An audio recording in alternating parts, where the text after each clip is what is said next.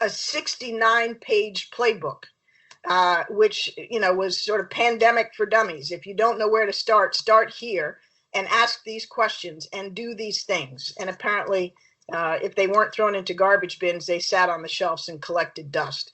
So this administration was not interested in pandemics. It was not prepared for pandemics. And we now know that even during the Trump administration, there were lots of reports, lots of warnings.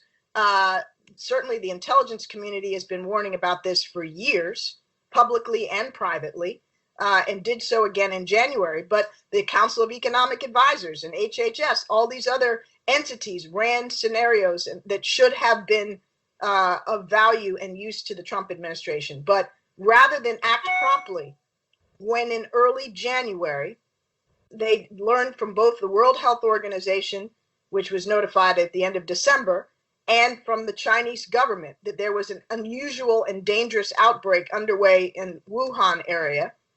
Rather than moving immediately from very early January to do the things that we know we have to do, get in place the testing capacity, scale it up so that it's widely available, surge the purchase and the distribution of personal protective equipment, ventilators, masks, gloves, gowns, and get that to our hospital systems, build out our bed capacity, call back medical professionals, all these things that states and locals are now doing on the fly.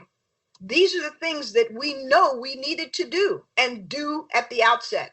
And so they didn't do that. They waited 2 months. It's not the 1 month that the New York Times had a headline, wasted month. It was a wasted 2 months, Jonathan.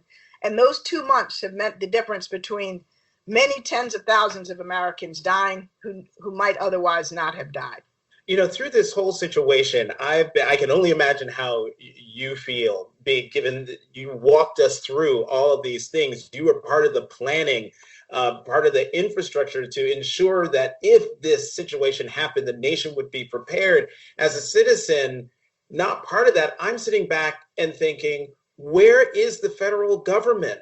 Where is the leadership? Is it that it really does, leadership in this instance, the lack of leadership really does come directly from the top? Is it that, to your mind, President Trump just doesn't care, or because the playbook and all the plans came from President Obama's administration, that he's just willing to put American lives at risk in order to own the Obama administration? I don't want to speculate on his motives. I mean, we all have our personal opinions. I think the important thing is that he has demonstrated utter lack of leadership, utter incompetence, and he's been profoundly dishonest about the nature of the threat to the American people by downplaying it, by dismissing it, by comparing it to the flu, and having his senior officials do the same, and having Fox News do the same. He has misled the American people to such an extent that lives have been lost in the process. There are many parts of this country where people still don't think this is a big deal.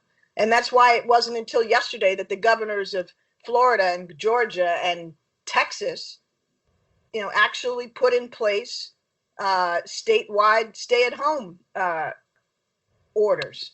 That's ridiculous. So here we are now with a president who has failed and has demonstrated dishonesty and incompetence.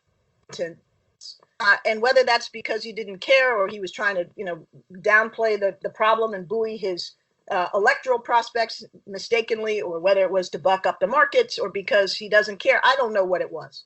I just know that he has cost tens of thousands of American lives. And here we are in the moment, and they still don't have their act together. The reality is, as I wrote 2 weeks ago, it's not too late.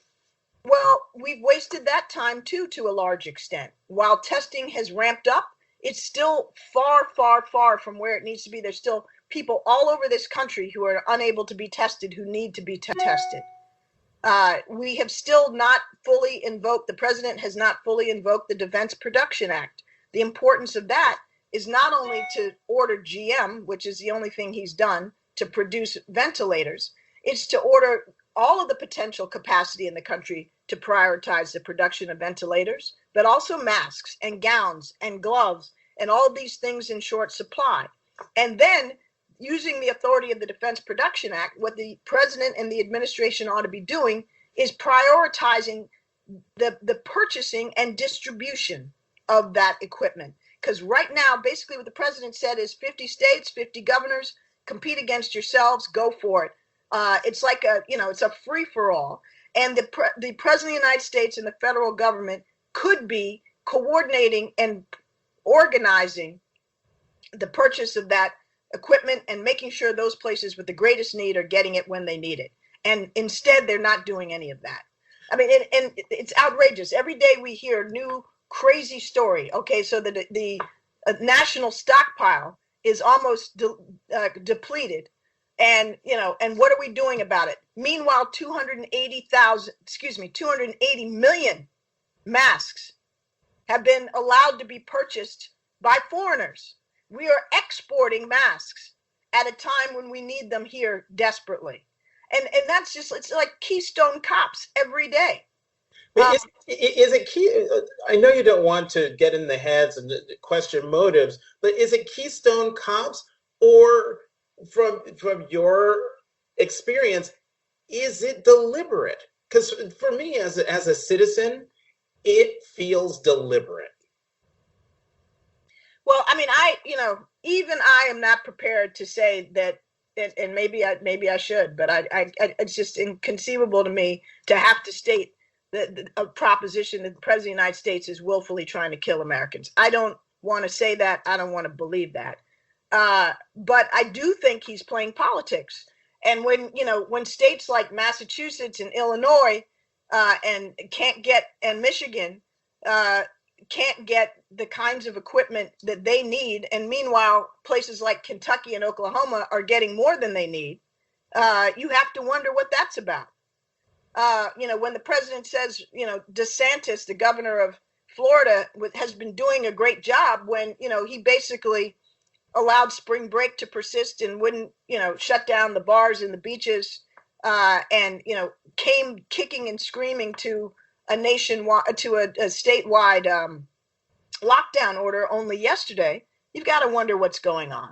Mm-hmm. And the reality is, Jonathan, in addition to all the things I've already said, invoking the Defense Production Act, getting the testing out there and getting it to scale, the president also ought to have ordered already a nationwide stay at home.